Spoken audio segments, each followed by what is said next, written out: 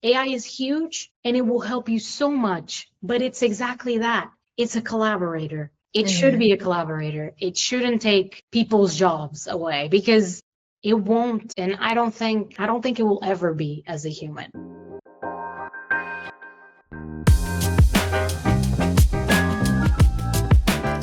The Enablement Pioneers, a series within the Sales Transformation Lab podcast from Uhubs. I'm Laura, and I will be your host again for this episode. Today, we're joined by Inês Ventura, Revenue Enablement Specialist at Infraspeak, where she's building the enablement function and putting AI to work across multiple layers of it. She's also a member of the Uhubs Customer Advisory Board, which we are very excited to have. And prior to Infraspeak, Inês also led the sales and digital marketing enablement at Reddit. Thank you for being here with us, Inês. I think just to kind of help ease into our topic, would love to hear a bit more about what you do and what excites you most about the role you're in. Yeah, absolutely. So currently, when I joined Infraspeak, I joined about almost 2 years ago, so over a little over a year and a half now. And I joined to basically start the team from ground up. They had someone that was in charge of the team, but it wasn't their main role. So they weren't quite sure where to take the role and how to evolve the team, and they were looking for someone to take on that role. And that's what happened when I joined. So when I joined, I basically had a team for myself and my manager, and we're building it from the ground up. So we had very little resources, very little software for our team and to help our account executives and our account managers. So I think the thing that excited me the most then, and that still happens now, is the fact that we get to build everything. So there's no quote unquote bad habits, there's no previous softwares that were implemented and but are not being used. We were able to kind of set up our own pace and start from the ground up this whole enablement portion of the company, and basically define what we wanted to do with enablement for the company. After the point of when you were mentioning that you're starting from scratch and you have the opportunity and there's no bad habits, I think that's when it stopped. The thing that excites me the most is the fact that we get to start something from the ground up and really get the opportunity to build the team at Infraspeak, the enablement team, and the enablement process the way we want. Of course, this also requires a lot of trial and error, but it's good because that way we can figure out what works for Infraspeak, what doesn't work for Infraspeak, and kind of build the path to growing in the future the enablement team as well. And that's a really great place to be in. Just as you said, you have a lot of freedom and an opportunity to really make something unique that works for Infraspeak. That's amazing. Yeah. Well, I think this is a great way to kind of start into our topic, right? Because where I feel there's potentially a lot where AI is supporting you in this initiative. And today what we'd like to do is kind of dig deeper into the real benefits and the real challenges of using AI in enablement, whether it's for reps, for the wider team, and for enablement function itself. This is quite a hot topic at the moment and probably for many more years to come. Yes. And yeah, I think there's many reasons why enablement had started adopting AI too. There's quite a few benefits that we've discussed even in previous episodes, like content creation at speed, personalization at scale as being kind of just a few examples. Let's go back to the moment that you decided AI had to be part of how you build enablement at Infraspeak. Was it a specific problem, a specific conversation, or potentially a tool? And how did you know that was the right moment to commit, rather than waiting more time before you start implementing AI? So the moment that was key for me, it was right at the beginning when I joined, realizing that our reps were not recording their calls. They didn't have an automation to do so, and they often forgot to start the recording at the beginning of the call. So we either had half calls recorded or some calls, the bigger deals were recorded because the pre-sales people or other people that were in the call remember to record. But we found that the part that really was hard to move on from was how are our managers delivering their coaching if they cannot see what our account executives, account managers, et cetera, are doing in the calls. They're delivering coaching based on numbers at that point. So how much are they closing, the sales cycle, et cetera, but they were not able to, most of the times, unless they were in the calls with them, to kind of see how they were pitching Infraspeak, how their sales skills were, negotiation skills, the presenting of our business case, things like that. And so one of the things that I knew for sure we needed to get to improve this performance framework that we wanted to move towards was a tool that recorded their calls, that gave them notes, had a scorecard, that give them tips right after the calls were done. So not just getting information, the managers would get information from that tool, but also they could also self-regulate and self-evaluate and then move to the next call based on that. So that we couldn't wait, because for me, this having a call recording coaching AI tool is basic for sales. I think if we want to scale teams, we have to have a way to get feedback to the team that isn't just from their manager or from the enablement team, but it also comes from them looking through their calls, seeing what they could have done better, what they did that was really good, and kind of help themselves to progress as well. So I felt that we were very behind in that sense. And we needed to move quickly towards this, because this is how we were going to set up the foundation for the team and the enablement. So this software was very, very much needed.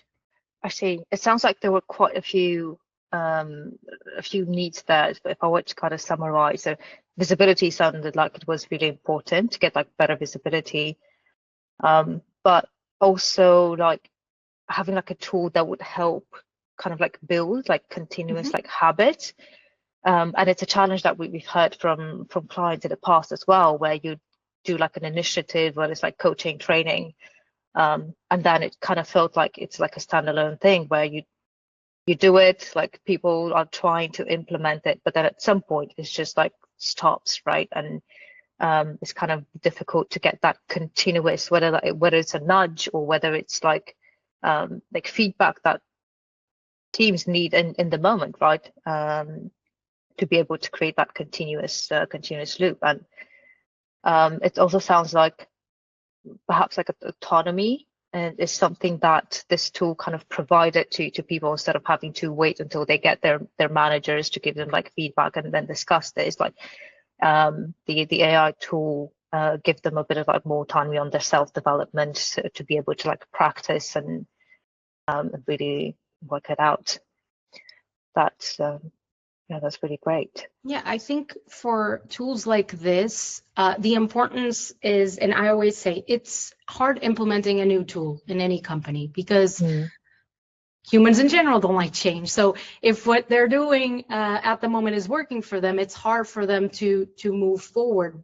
But if they see the benefits of it and you're clear, they will adhere to it. And we went from having nothing to having this tool that gives them a score that is connected to their CRM. In this case is HubSpot. So everything flows bidirectionally between the Glyph Airspeed and our HubSpot. So it's about showing them that, hey, this will save you time. If you look this up, you can improve. And they themselves start using, and we saw in the beginning the usage of even the AI within the tools. So to ask questions, to build reports was low, and it progressively got higher and higher.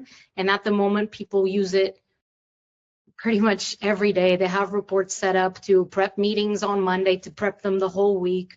So we have the adherence is huge because, again, they saw the benefits of this tool. So this is one thing that when I start on the path of to purchase this tool, I really told my manager and told our CRO, look, this will be super beneficial for them, and they will see the benefit. They will use it. This is not going to be a tool that we buy and then drops off in usage.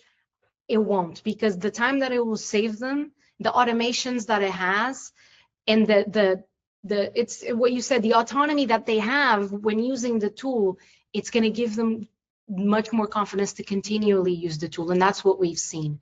So it's really about choosing a tool that really will resonate with the team, not just choosing it because it's AI and now it's everyone wants to have AI in their company. Because if it doesn't resonate with the people you are purchasing it for, the drop off will be huge. Oh, that's really well said. And both on the fact of like it's such a challenge, right, to create like a new habit, especially if your team is very overwhelmed, that you have like so little time, right, to help build that habit. Walk me through a bit more around then how they're using, right, how AI actually kind of shows up for Infraspeak. You already mentioned a couple of things, but I'm assuming there might have been some maybe like kind of like roadblocks along the way, or perhaps there are some things that the team are actually like openly using it, but maybe there are things that they ignored, and what kind of those things are. I think for this tool that we have, like I said, it was a progressive use. So it escalated. They started by using just the Ask Airspeed box. Then they started creating agents within the platform to give them reports or to give them summaries on the companies that they were talking to. So I feel like that has escalated. They are using it more and more to also send follow-up emails. We have restructured our mid-market playbook and enterprise playbook to reflect the same properties as HubSpot within Airspeed. So we have so what they need to fill out in the CRM is now filled out basically by the AI tool. And they can, mind you, this is something that I always say, they can go and rewrite it, okay? We didn't block just for AI because that's something that I don't think AI is ready for. So sometimes the answers can be not as correct or as we would write them or as the AE would write them. So they can go in and change whatever they need. I think in this particular scenario, we haven't had roadblocks in terms of usage, because at the moment people are excited because it saves them time, it helps them on their day-to-day. It takes data from HubSpot, so they barely have to go to HubSpot. They have to double check things, but it's not a constant of, okay, my call ended, now I have to go there, I have to input everything, which if you don't have a tool that does this sync, can become quite tedious, the admin work behind the selling part. And I think what all of the account executives and account managers, et cetera, they liked is the fact that now they have more time to sell. They have more time to have more meetings because the admin is so much lower. So in that case, we're kind of lucky. We haven't seen an obstacle here where mostly what they tell us is things that they would like to see improve, or things that, maybe this prep email could have tasks in it instead of having, so things that are small like that don't really change the way they are working, but they would prefer it to improve what they already have, right? So in that sense, we're kind of lucky with that. And at the moment, this is the only tool that uses AI that we currently have. We also are bringing in cloud at the moment for some people, and we, at the moment, the tool where we built our e-learnings, it's very much still kind of, it has AI built into it, but that is basically for me. So for the enablement side, no for them, they see it as a regular e-learning tool. So that's kind of how we've been. And at the moment, we haven't seen that many obstacles. Because again, when we try to buy something or when we change something, we do it for them to make sure that they will be using it.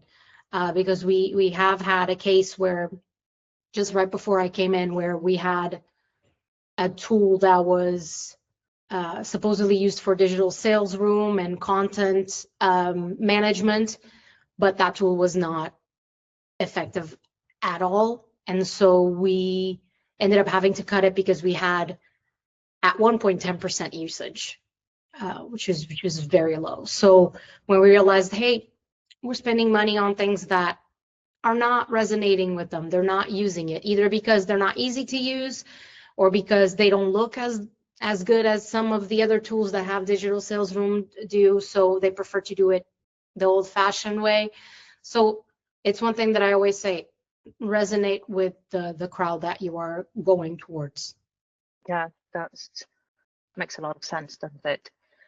You mentioned something really, really interesting, and I feel like for the people that are listening to this episode and who are maybe like in a similar position where they're trying to bring in a similar tool to their company, what would you say would be like the most important things to kind of focus? Because based on what you were saying, like the team like didn't start like with like high usage, right? Like they tested some things first, and what have you noticed that worked best? And I guess like based on that, like what would be your advice to focus on in the beginning instead of like ending up overwhelming people with the new tool? And kind of the aim is to kind of drive adoption, right?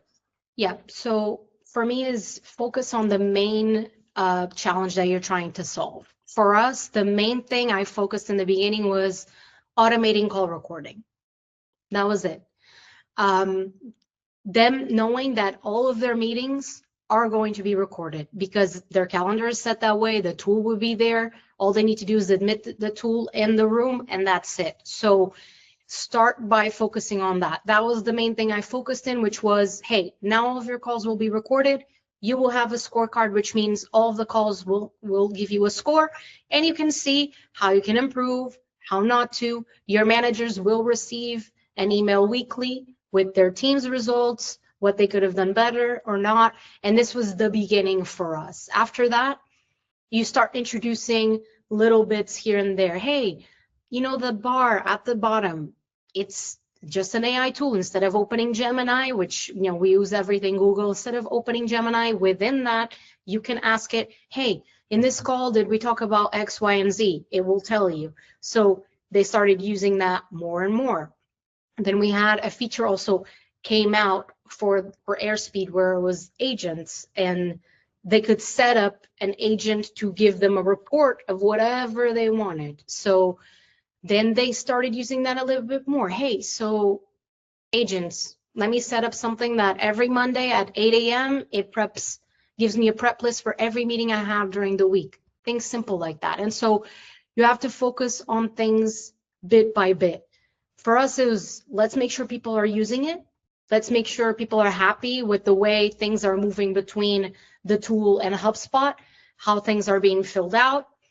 After that, you move into more. So, hey, have you tried this? Because this will make you can send follow-up emails through this little ask box. You can set up quick actions through this ask box that make it easier for you. And then you move towards growing the usage, and there comes a point where you don't have to tell them. They'll know what is the new feature that has come out because they're using it right away, because they're excited to use it. And so we're at that point where they use it a lot. They have a lot of usage on both the ask box and the agents and the coaching. And at the moment, this is the focus we wanted to really bring in. So making sure they're comfortable with the tool, that the tool is providing them that relief of time, that the admin tasks that were so time consuming, that things can be sent directly through the tool, so they don't have to then go to their email. So a lot of things like I said, saving time for them is huge, because then they can focus on really prepping for the next meeting, really setting up that for success. And so we've seen that improvement, and they're extremely happy with that tool. Wonderful. Really good. And it sounds like it's quite a success, right? Because reaching that level of where like you don't need to tell people what's new, they're already researching and adopting new updates and features and ways of working on their own. That's quite like the sort of like Eden of adoption, right? Yeah, we still give them the little, every time something comes out, we still send them an email, hey, by the way, there's new feature. But sometimes they already know, they're already using it because they saw a little button that said, you know, try it out, it's new, something like that, and then they go for it. So it's really great to see the adoption of a tool like this, when that especially people were really wanting to have a tool like this, you know. When that's why for me, when I joined, I didn't want to wait. I told my manager right away, this is going to be huge for the team, huge.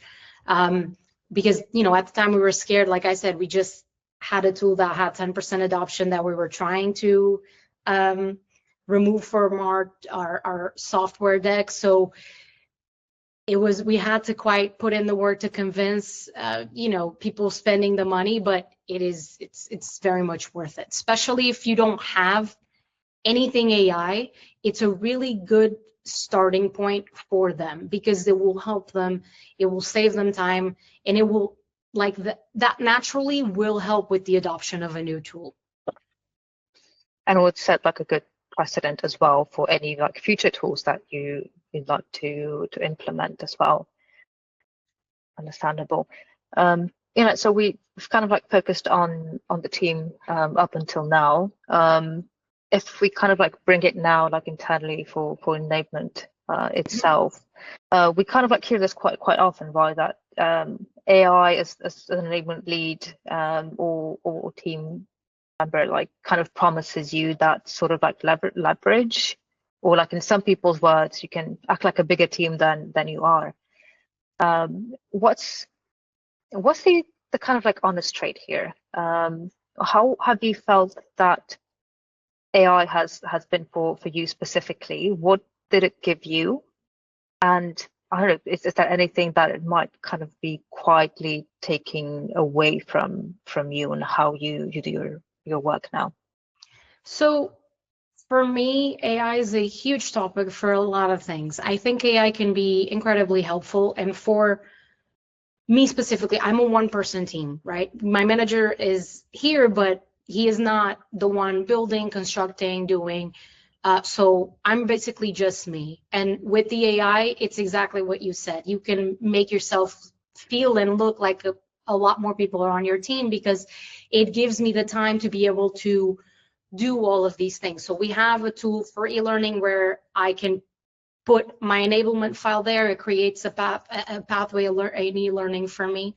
So in that case, I only need to go and correct a few things, because that's the thing with AI that a lot of people need to be careful of. Is it's great, it saves you time, but you need to double check everything, because AI lacks context most of the time. So when creating something, even if you put all of your documents into it in your heart and soul, it's still a tool that doesn't really understand context to 100%, because that's just the way it is at this moment in time. So you have to always double check, but it's a huge time saver. That's for the e-learning tool, but for the tool that I was mentioning that our AEs use for call recording, etc., I use their agents all the time. So I do a monthly report for the managers where I have an agent set up, and it gives me all the information I need for me to, again, I double check. You have to double check things, because this is something I always say. So AI time saver, yes. Does it compile things much better than you possibly could? Yes, that is true.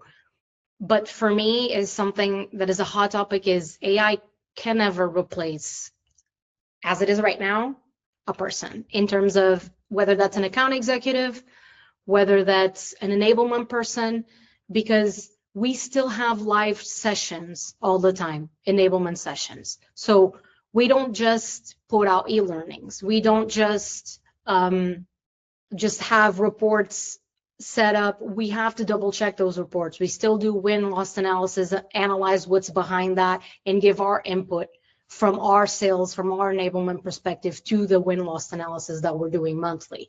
So yes, an AI can do that, but if you know the seller, if you've seen some of their calls, as an enablement person, you will always have the advantage because you have more context. It's just that simple. So I see that some companies are replacing humans with AI in certain job positions. I don't think that's doable. I don't think a salesperson should be replaced by an AI. But that's, again, can be controversial opinion, but I'm standing on that. I feel like AI helps them a lot. It can help them practice. It can give them training that maybe our managers don't have the time to do one-to-ones, and we have a tool that can make those sales skills, practice those sales skills with them.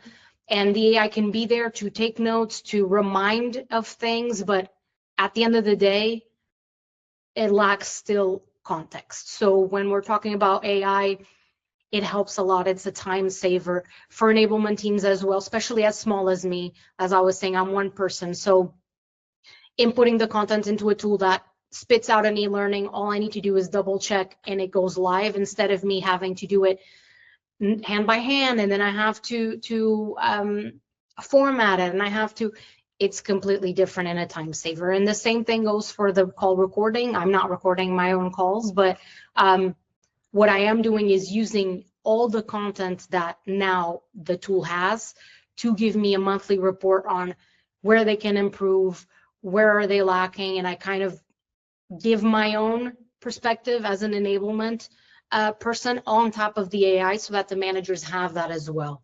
So it's not just fully AI. Yeah, and I think that's, it kind of feels like when you were mentioning like you're a one person team. For sure, many of our listeners are in the same kind of situation, and it does feel like this is like a situation where it helps quite a lot.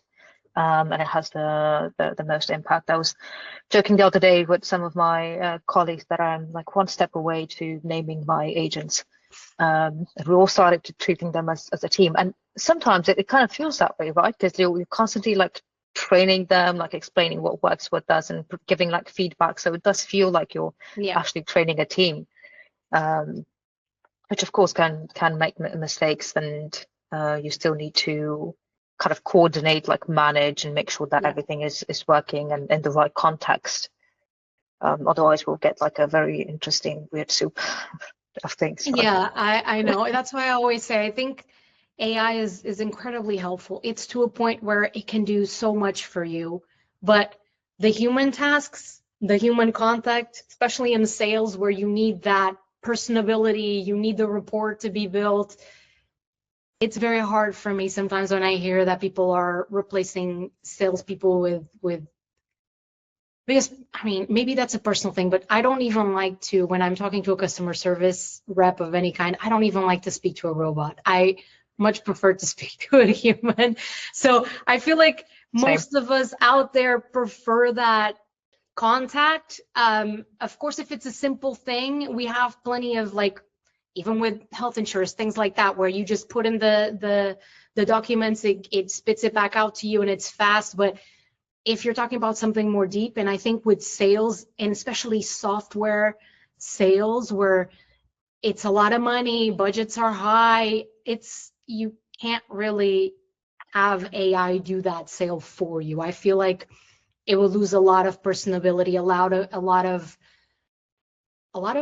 I mean, even nowadays we do most of my company is remote, but if we have to travel to go somewhere to present to a client, we're going to do that, because it looks good, it feels good for the person to that, hey, they're traveling here to present their business case, to do a demo, they brought their pre-sales. So there's still a lot of that, and I don't consider that to be old school. I think certain industries cannot exactly replace that person. I feel like it's very hard to I mean, it's already hard to sell in general, but having an AI sell to you, I don't know how well that falls within certain people and with all of us. I do, like I said, AI has its place, but for me, it doesn't, at this moment in time, take away the jobs, at least for what I'm talking about in terms of sales and enablement. But it does help so much, especially enablement teams that are small. It's exactly what we're talking about. If you have a small team, convince your company to get you help, because they can't afford to get you another person, but maybe they can afford to get you a little help, even if it's just in content creation. If you don't have the money to do call recording, you don't have the team, maybe your sales team is also small, it's not scaling, but get them to start getting used to giving you more help, because that's the important thing, is you have a small team, but the requests come in, right? They come in as if you were a team of 5, 10. So you have to really give yourself the advantage and build yourself your own business case to why you also need this help, which is what we did as well. We built our business case, we presented to the CRO, and that was it. Now we're showing the results, so everyone's incredibly happy with the tool. But of course, not all companies, like I said, have that budget to spend. But even if you start with something small to help you build your e-learnings faster, so you don't have to have that time-consuming task, that's already a huge help. Very, very well said. And I think a lot of people will agree and are able to connect that. And especially on the point of like using AI and still kind of having like people selling and having that kind of like relationship, like building, that doesn't happen. Kind of feels like it doesn't happen as strong and powerful without a human, which is quite interesting, and something that we've kind of noticed as well from our data recently. There's been like a lot of like focus, like there's still like, in terms of like capabilities in sales team, there's still like a big focus on like revenue generating skills, like the hard skill, like negotiation, like objection handling. That I feel like those will always be like the baseline, but we've started seeing more and more companies kind of like lean into the softer skills, like the relationship building, that communication, that like networking, like advisory, and is a new kind of like capability that starts arising more and more. And I feel it connected to what you were like mentioning as well, that we see this kind of like shift where AI is helping you like manage, become more efficient, right? It's giving you that kind of like extra leverage and time. So now like people are kind of really focusing, and hopefully this is going to lead to a future of more connection between people. Absolutely. I think that's the secret. I think if we leverage AI the way it's supposed to be leveraged and not expect it to be performing as a human, right? If you leverage it alongside the human that is creating that has that personability, etc., it's a huge advantage in the long run. And I think that's the focus. At least that's what we're trying to do at Infraspeak. It's to have that merge of AI person and really leverage it to the best that we can, because it can be leveraged quite high, but never losing the part where we do need the person, we do need the context, we do need the personability, at least in the industry that we are now, because, you know, it's a very person-to-person thing. Whether we like to say it or not, sometimes people, if they don't like you, they won't buy from you. And it's hard to hear, but it's the truth. It can happen where someone is just like, I don't like you, so I don't really, it happens. I've seen it happen. So, but it can also happen the other way around, where someone really connects and maybe this wouldn't be the first tool they would choose.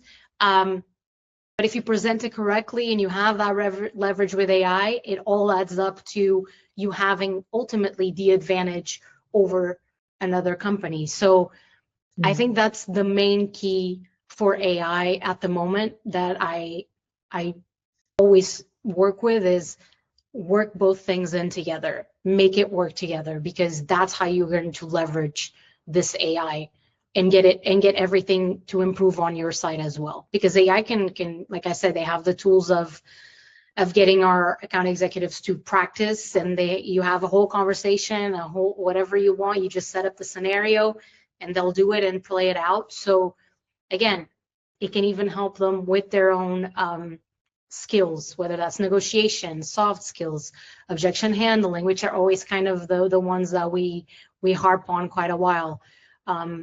So that's the main point. Agree. Thank you, Inês. I've taken quite a bit more of your time. Do you still have like 8 minutes just to kind of wrap up?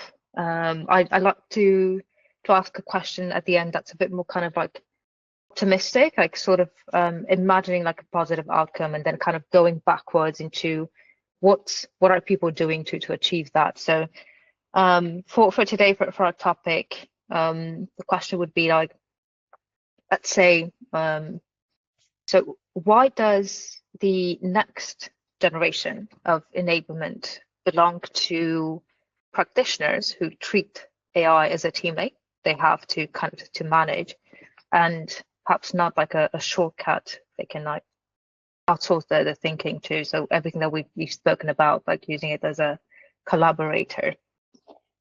So as I mentioned before, for AI, I think we need to leverage its capabilities at the moment. And at the moment, I think it lacks a lot of context.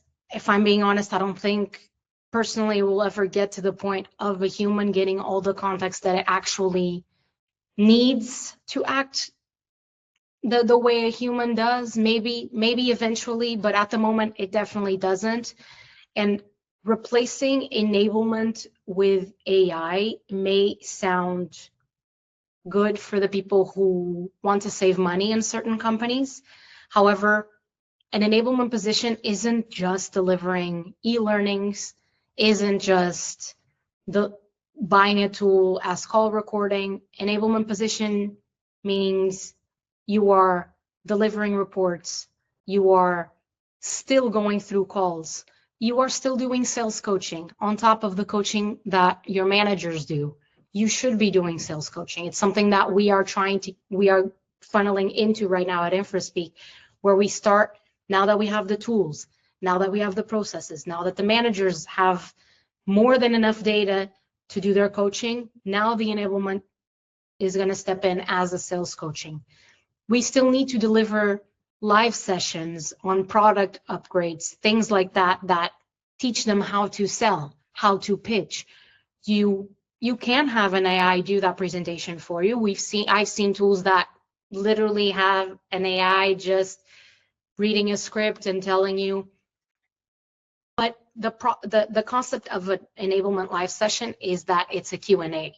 So when your agents, your reps have questions, they can ask you right there. If they're doing an e-learning, if they're doing something online, you already know also the drop rates, the attention drop rates are going to be huge. You cannot guarantee they're there in their presence and not doing other things. They're not rushing through the e-learning just to have a check mark on it. And in a live session, you can forcibly ask questions. If you think people are too quiet, they can ask questions themselves. And even just by having that session, whether you're in person in a room with them or you can see their cameras, you have that interaction where you know they're paying attention to something. So if you replace a person with AI, in this case, you'll lose a lot of the Q&A. Things can be lost in the sauce. Basically, if it's a product training, if it's a skill training, you're not having really an interaction. So what I do say is AI can be used and should be used absolutely as a collaborator, because alongside sales coaching, you can do your coaching and then set up an AI basically mock of anything for them to practice what you coach them on, right? So again, then that gives you time and gives the agent and the rep time to, hey, after this session, I can still, when I have time, go back and do the mock training, whether that's objection handling, negotiation, etc. So replacing enablement with AI is, to me, a risk for companies, because the detachment that it creates from actually continuing to learn about the product and continuing to improve themselves in the sales aspect, in their sales skills, can be quite reduced in that way. It's not as personable. It is definitely scalable, but you lose the main points of what we're trying to, because we're not trying to replace them, so we don't want to also be replaced, because we're missing out on that part that only a human can give at the moment. Like I said, we don't know where we'll be in 10 years, 15, even 5 from now. But as a collaborator, AI works perfectly. As a solo enablement, I think there's a lot of things that companies will miss out on, that even though if huge companies deliver, it's hard to deliver enablement sessions if you have hundreds of account executives or even 50 account executives and things like that. But it's still better to do than to have just an e-learning, because we know, right? We're also human. We know that if we have an e-learning in front of us, that is, let's say it's a session, so it's like 45 minutes of an AI spitting facts. There's no question answering, there's no interactivity. Most people are going to drop off, increase the speed of it, try to get it done as soon as possible. So in the future, and as we are right now, and as I am looking into the future, especially at Infraspeak, is we want AI as a collaborator for as many posts as we possibly can, for as many, like not just enablement, not just the reps, but even top management, even engineering, even marketing. They are using their own AI to help and to give you that sensation of, yes, the team is doing the work because the AI can support us a lot more, but not as a replacement. I don't feel at this point you would lose a lot to replace a human with just purely e-learnings, just purely, okay, we have a call recorder that can give them facts.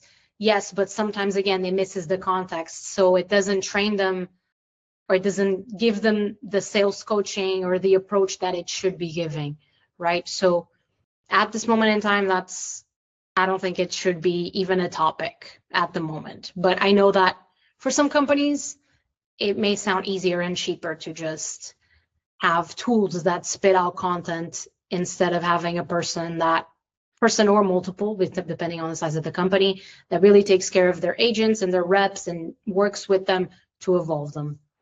And I think it's making sure that you don't lose track in the idea of like keeping things more efficient and probably less cost effective, but the real objective, right, within the role.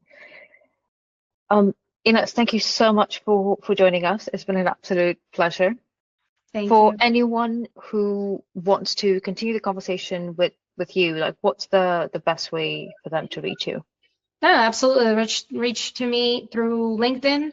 That's the easiest way. I'm often there, even though it seems like I'm always silent, but I'm always watching. So if you want to reach out, feel free to do that. That way, I think it's the easiest one, and we can have a chat. Amazing. Be sure everyone to check out Infraspeak. Thanks for listening, and see you on the next one. Thank you, everyone. Amazing. Inês, you were absolutely amazing. I've enjoyed so much the conversation, like so many like practical examples and learnings from this. Loved it. I know I talk a lot, but I think this is for me like a huge topic, because I see sometimes, because I'm in the Sales Enablement Collective, and sometimes I go into they have like these marathons of like speakers and different topics. And one person, I remember it was not last year, but like a few months ago, they were saying that, oh, I'm even replacing like not enablement, but our agents, our reps in sales with AI. And I was horrified. And most people are like, how, why, and what kind of sales? Because I feel like it's very difficult to convince a human to buy from an AI, especially if something is expensive as a technology, a software like that, you have to spend over 20K sometimes, 30, 50, 100K. And you're talking to an AI who misses a lot of context, who misses a lot of nuances that the company has, or little things from the product that not necessarily the AI knows, but the human knows because it's trial and error. They've broken the product, they've tried, right? So for me, it's like I said, I think it's huge. AI is huge and it will help you so much, but it's exactly that. It's a collaborator.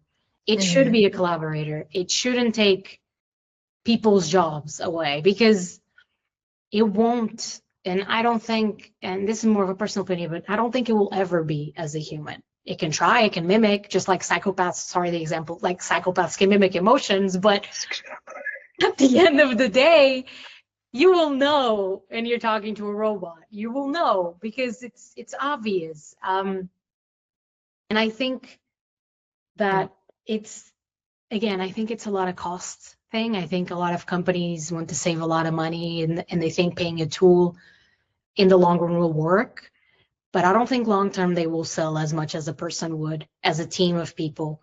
But that's, I mean, we'll see in the long run when what happens to these companies. But it's just, for me, it's a lazy way to go. I didn't want to say that in the podcast, but it's the lazy path. I was thinking the same thing, yeah. Path of least resistance, right? Okay, here's an AI, it will spit out content, it will use the call recordings, it will whatever. We don't need a person. You do need a person, because you need someone to continuously help your salespeople. You don't want your salespeople to stop. That's how you get your top performers to stop being top performers, because how is an AI then going to understand what's going on with this person? Maybe it's something personal. Maybe it's just a new feature that they're not selling well. Maybe there are so many things in this topic that irk me, and I'm always like, every time I see companies do this, it's always typically the biggest companies, like, oh, I'm going to fire a bunch of people and put AI in, and it's like, that's not going to work.